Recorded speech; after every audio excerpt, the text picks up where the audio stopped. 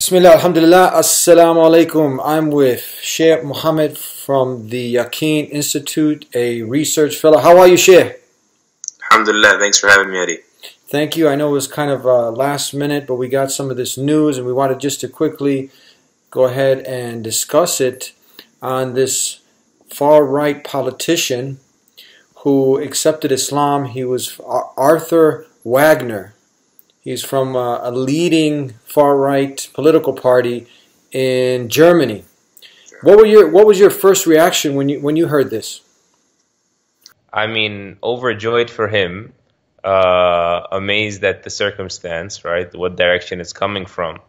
But also the fact that this is obviously a person, when you think about it and how it came about, this is a man of great integrity. Like, if our words somehow reach him, this is a testimony that we must recognize to his integrity, to his moral fortitude, not just because he chose Islam, but just in general. Just if anyone were to put themselves in his shoes, like, many people don't realize the magnitude of that decision for a person, especially in his position. You know, it even reminds me of a statement of the Prophet Muhammad, peace and blessings be upon him, that 2 hungry wolves let loose on a flock of sheep will not do more damage to that flock of sheep than the love of wealth and the love of reputation will do damage to someone's religious commitment. So he had to be at odds with potentially his income and his reputation, both combined, to walk away from a platform that was anchored in this, right? An antagonist of Islam, and become a Muslim himself. And so if that's not a testimony to his character, may Allah make him even above what we expect of him and increase him in strength and in knowledge and sincerity, and accept from him his Islam. Ameen. It says here that he was also very active in the Christian wing of the party. What are your thoughts when you hear that also? I mean, there's already a common ground. I mean, many people that have a Judeo-Christian background, many a times they simply just may not know, in whatever sphere or bubble a person grows up in, that we have many of the same roots theologically, in terms of we believe in heavenly scripture, we believe in prophethood. What do you mean you Muslims believe in Jesus? What do you believe about him? No, we love him, we emulate him. And so perhaps that was a bit of what warmed him over to Islam. I'd love to explore more, but I know that he resigned to the fact that it's a private matter and he will not discuss it, at least at this point in time. But that would be my guess. Their slogan was, Islam does not belong in Germany. Right. And then to see someone, you know, like many, what I've seen, and probably yourself, is that many of them, they haven't really sincerely looked at Islam. They haven't even connected with Muslims. But he started to do some connecting with Muslims, and I'm sure from there he started to probably look into Islam, we're assuming, but it's a totally different thing now when you actually take the time out, you're sincere, you're genuine, and like you said, there's so many commonalities Christians would have, like our love for Jesus, peace be upon him. And to be honest, God works in mysterious ways. Indeed, we believe that as Muslims, in mysteriously beautiful ways.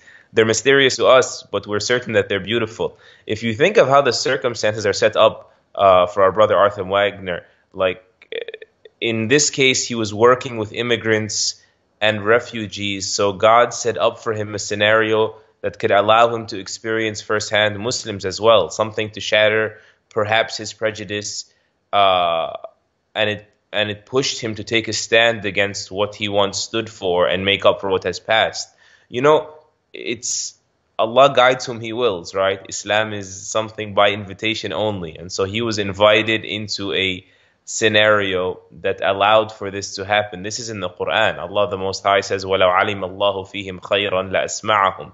If Allah knows that there's good in someone, he will allow them a chance to hear it out, to hear the message. He'll set that up for them. You know, here in the United States, according to the Pew Research Center, I came across these numbers about 2 days ago, the converts to Islam offset the numbers of people leaving Islam as a result of the dominant narrative of secular liberalism, I guess, and atheism. And so 23% versus 23%, it reminds you of what the Quran tells us, that God replaces one people with another sometimes, that nobody's inherently entitled to guidance. Like, how come they get born to a Muslim family? How can God want it that way? No, there are just as many people coming in as people going out. And that's why it wouldn't be fair otherwise. Like, that's why you don't find Islam just in a particular ethnicity or in a particular income strata or in a particular IQ range. No, God invites to hear this message those that he knows good about. What do you think people from his party, people who come across us talking, who are really struck in awe because of this, what should they take from this, from him? They know what kind of person he was, what he stands for. He's an intelligent human being. From him making this crucial decision in his life, what do you think they should take away from this? Right. And in all honesty, this for many of them should be a moment of truth, a moment for them to give themselves pause and look themselves in the mirror and be brave enough to see past their biases regarding Islam and the Muslims. This is someone, Arthur Wagner, who you were confident in, and his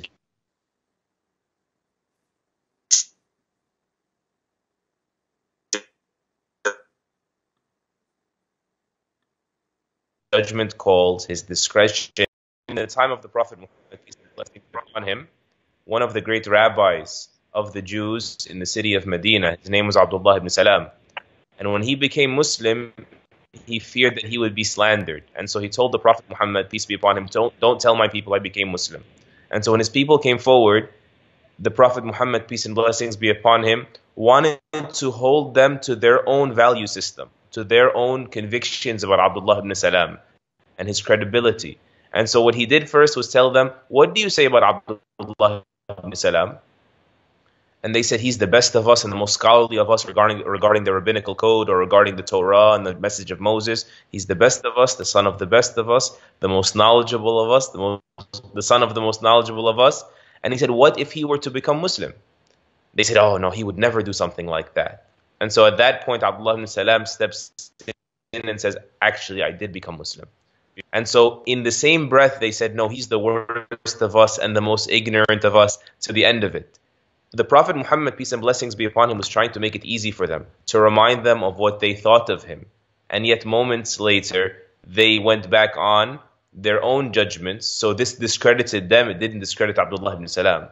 So likewise, this is a moment of truth for many of his party members to consider the possibility that knowledge regarding Islam and the Muslims could have been selectively pitched to them, and that things are not as they seem. Maybe it's time to hear from the Muslims and not about them. And that justice would entail that if we hold ourselves as people of justice. I mean, at the end of the day, your party, no matter what party, political party it is, that's not going to save you on the day of judgment when you die, when this whole life is over. I mean, this man obviously was contemplating probably what the purpose of life is. The message of Islam is believable. It's simple to understand. You have an authentic book, the Qur'an, like no other book in the world. It stands the test. It brings, good for the individual, good for society. And like you said, it's really a point in that person's, his friends who have known him for so long, for them to think, to ponder. But why do you think a lot of times the opposite happens?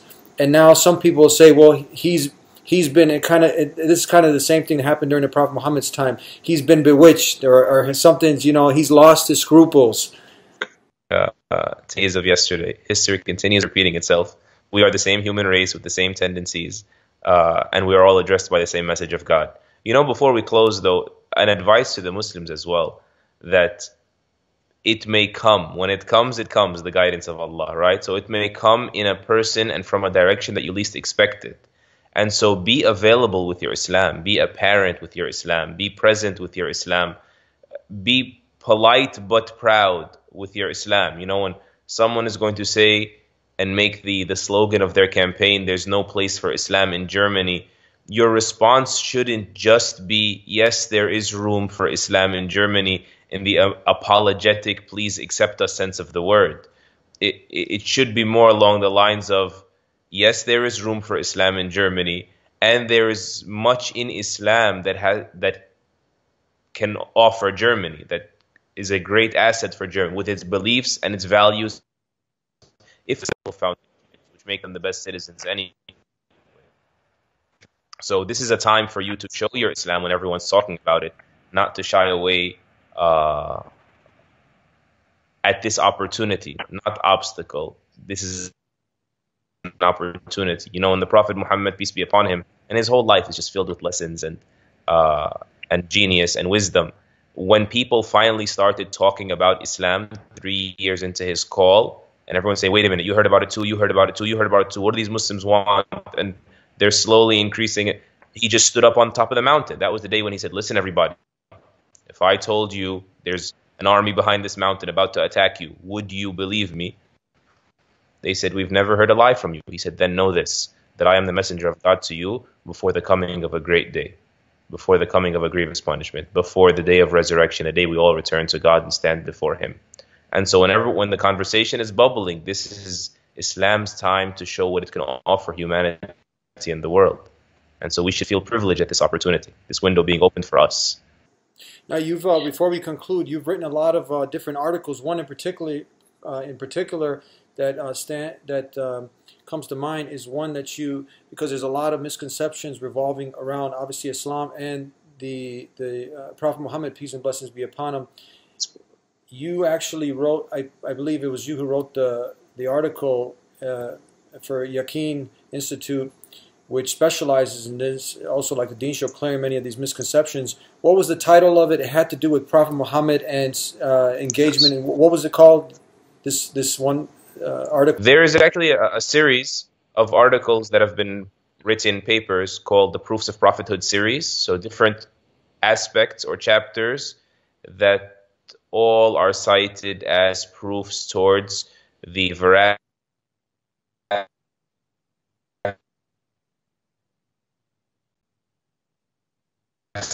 the authenticity of his prophethood.